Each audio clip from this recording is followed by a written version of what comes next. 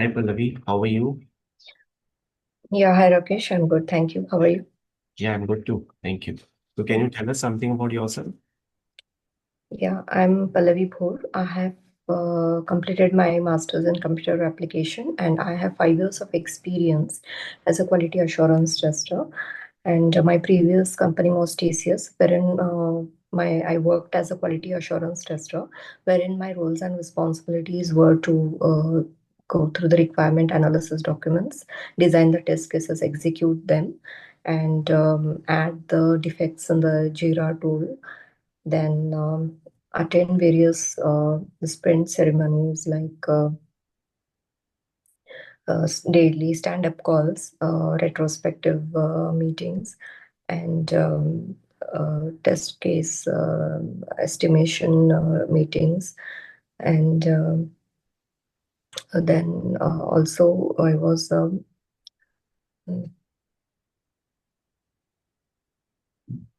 Yeah, so you attended agile ceremonies meetings then? yeah.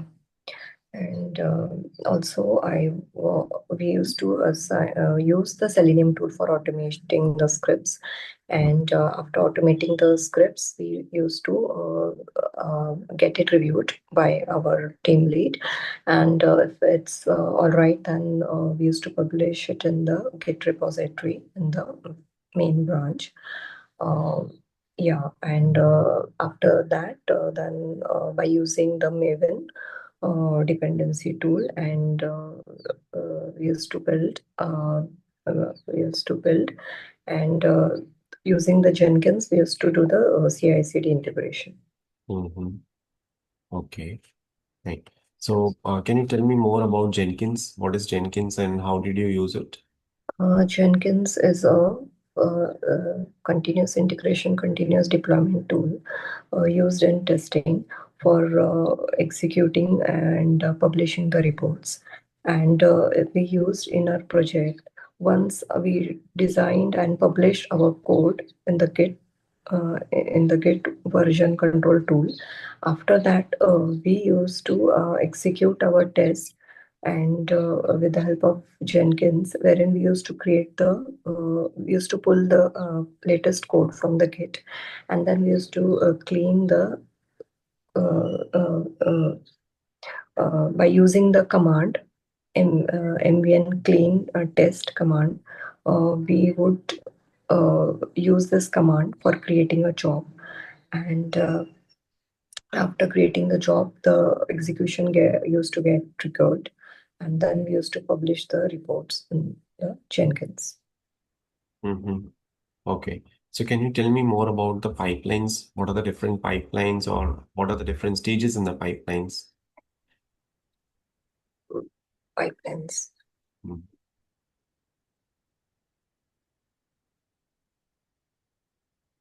So you would be having different stages in the pipelines. For example, the first stage would be that the machine would be created on the fly.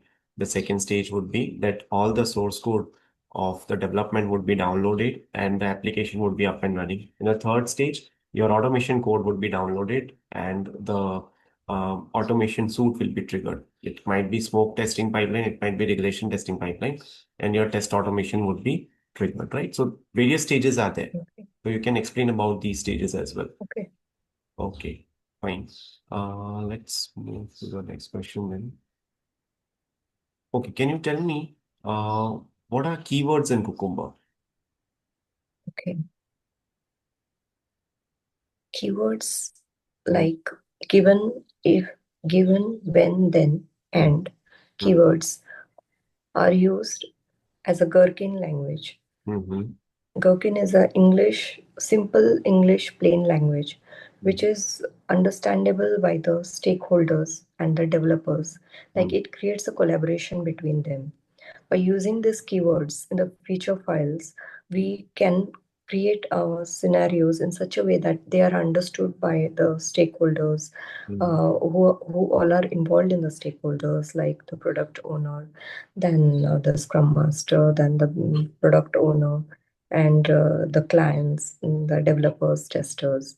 So in this way, it creates a collaboration by using this keywords like given, in given we can write a given test case, what needs to be done, like what is given, and for example a login functionality.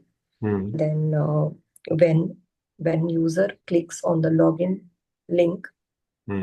and given when, then sorry, after when we can add and user clicks on username field, and user clicks on the password field, then we can write the user gets redirected to the login page, login successful page.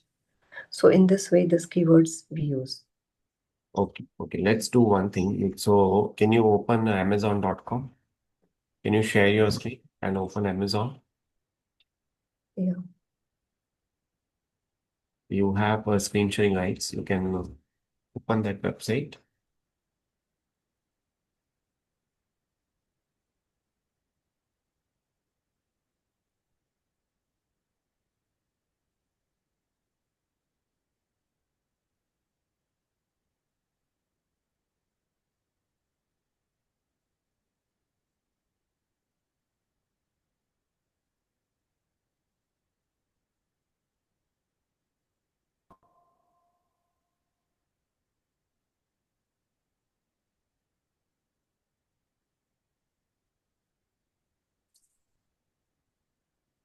Is the website getting opened?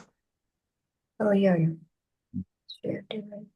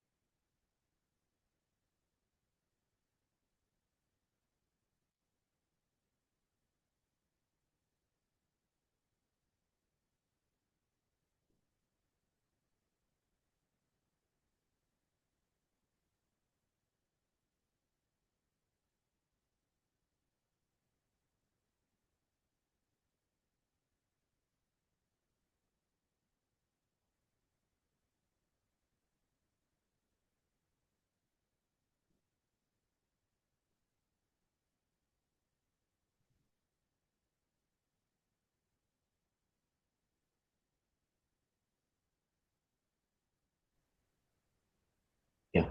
So, Pallavi, you what you have to do is you have to write a feature file for if you scroll down into this product page. Yeah, Yeah. So you can see these buttons, add to cart and buy now. yeah. So you have to write a feature file for this particular flow that you are selecting one product and Okay, clicking on add to cart button or buy now. So you have to okay, write a feature file for that. okay. Yeah.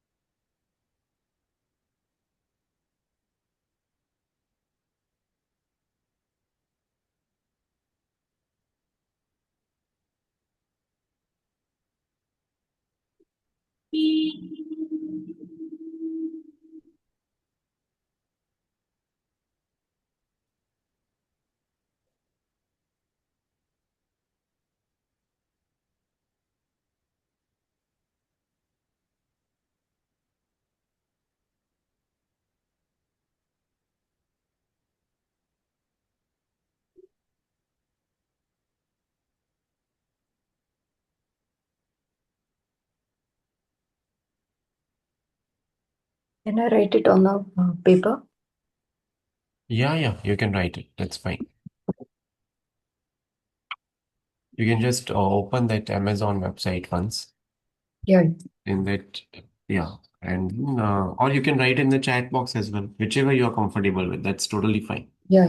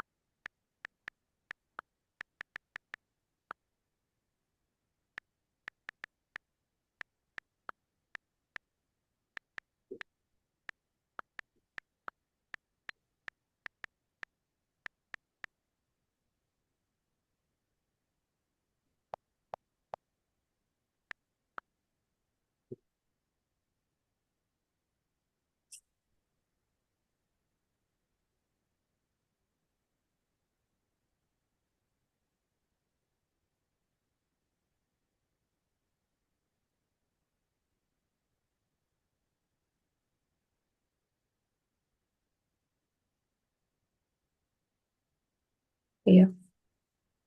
Yeah, you're done? Yeah. Okay.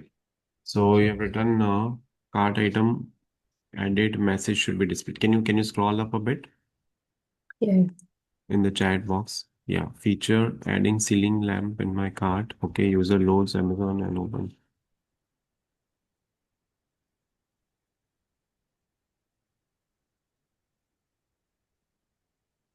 Okay. See, what you can do is you can also merge when and keyword into together. So when user clicks on the ceiling lamp link and user clicks on add to my cart link, right? So these two you can merge. Then cart item should added message should be displayed, and you can add at the end and attach screenshot. Something like that also you can write. And attached. Screenshots or and close the browser. Any miscellaneous action item can be handled in the Okay. and Okay. Okay. keyword. Okay. So instead of this separate and statement, I'll add it to that when. Yes, yes, Okay. that can be done. Okay. Okay, fine. Um, okay. Now let me stop sharing the screen. Okay. Can you tell me what are the advantages of a page object model design pattern? Yeah. Mhm. Advantages of page object model. It's a design pattern Mhm. basically designed for managing the test cases and maintaining the test cases. And in page object model, different pages of a website are uh, each page is designed as a separate class specific to a page, and each page contains of different web elements, their locators, and the different methods Mhm. which will play an action on the web elements. So using page object model, we write different classes according to the different pages. Mhm. So this becomes easier for handling the different pages and maintaining them as well. Okay. Can you tell me which are the weights in Selenium and which ones have you used in your framework? Yeah, Selenium has different kinds of weights like implicit weights, explicit weights, and fluent weights. Mhm. So, whenever in my project, whenever there is a functionality for like some web page is unable to locate the element, then that time I'll make use of the implicit weight. Now, this implicit weight will be applicable to all the elements of the web page. Mhm. And I use the explicit weight whenever some page used to get a page used to take a lot of time to get loaded. So Mhm. in this case, we used explicit weight. For example, there are like buttons and certain links. So I'll use a condition for explicit weight, like with the help of the WebDriver weight. WebDriver weight is equal to new WebDriver weight, Mhm. and then I'll pass the I'll pass the different conditions. Like we'll check different conditions like expected conditions dot visibility of element located or element to be clickable. So we'll ask the web driver to wait for this particular condition till the element is getting visible. So Okay. till that time you wait it, and then you can click the specific button. Okay. So in this case, we'll make use of the explicit weight using the different conditions. Mm-hmm. Okay. So when will you use implicit weight and fluent weight? Okay, whenever there is a condition, like after every certain interval, we need to check for an element. That time we make use of the fluent weight, because here we make use of the polling interval as well, and we make use of polling interval, and also we ignore the certain conditions in the fluent weight. And What explicit, what sorry, kind of conditions you are telling with respect to fluent weight? You're telling with you'll ignore some conditions for fluent weight, right? So what are those Yeah. conditions you're telling? Like actually, I forgot. I just remember that we Oh, can yeah, no problem. Okay, see, in explicit wait, you will have conditions. yeah. You will get condition to wait for element to be visible, wait for button to get loaded, so all page to get loaded. So all those conditions are there with respect to explicit wait. Okay. Fluent wait and implicit wait are different. With respect to weights, if you see explicit wait is more recommended, it is more standardized to be used. Oh, okay.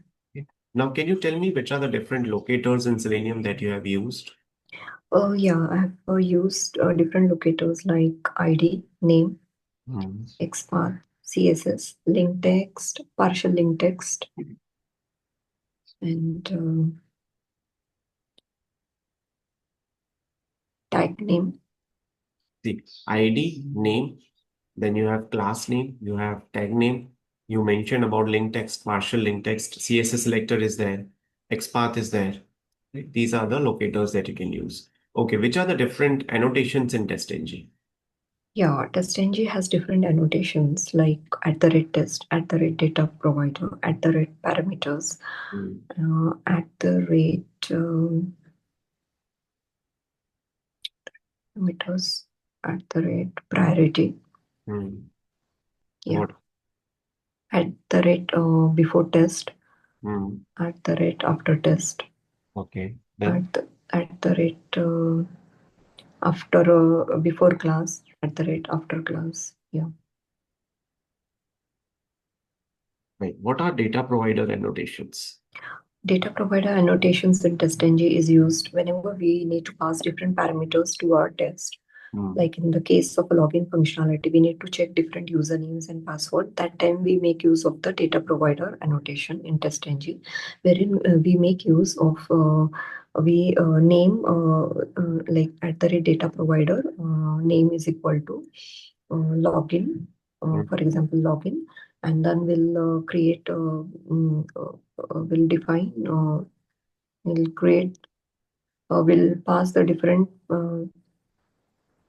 Parameters. parameters like username and password with the yeah, and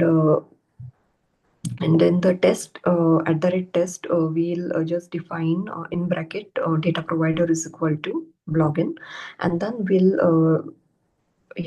call the specific methods of the login functionality, wherein we'll make use of the different parameters username and password. Okay. Wait. Uh, where have you used OOPS concept in your framework?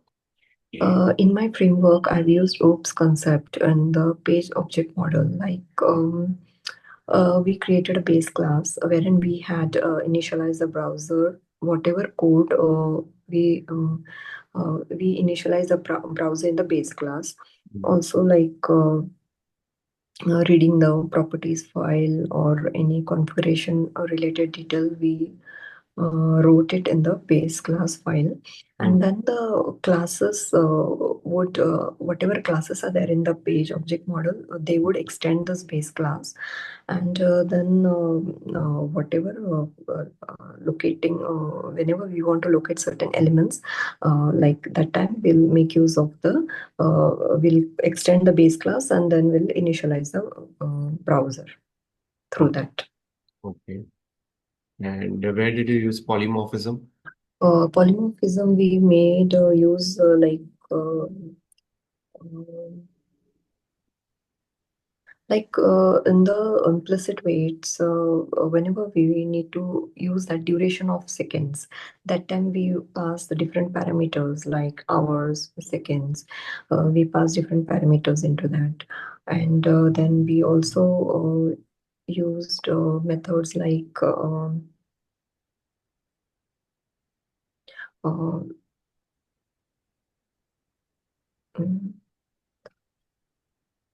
Then, so you are right. You'll use in, let's say you have a utility class. So let me yeah. share screen and show you.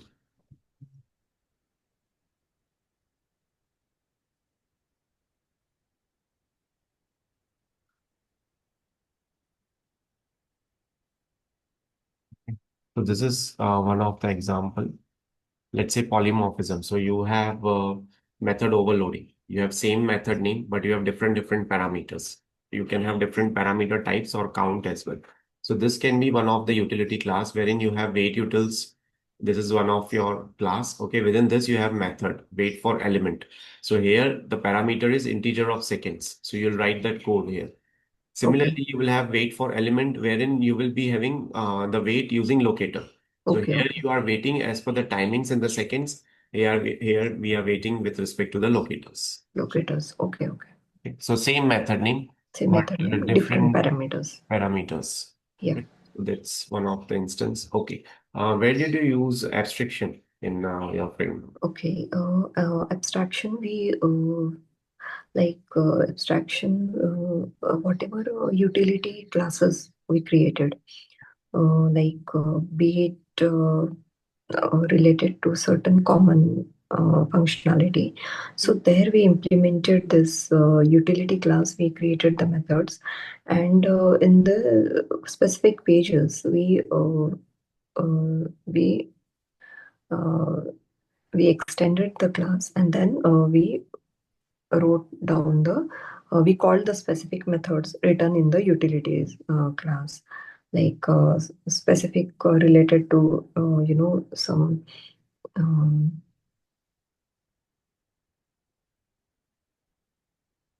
Right. So you had a common code, or you can yeah, say an interface was defined or abstract class was defined, and whatever the methods were there that were implemented in your code level. yeah. Fine. So what is the reporting mechanism that you have used in your framework? Okay. Which type of reports you are generating? We generated the TestNG default reports. Okay. Yeah, and there are extend report as well, but I didn't get a chance to use them, extend reports. Okay, no problem. Okay, Pallavi, I'm done with the interview. Do you have any questions for me? Yeah, just feedback. Yeah.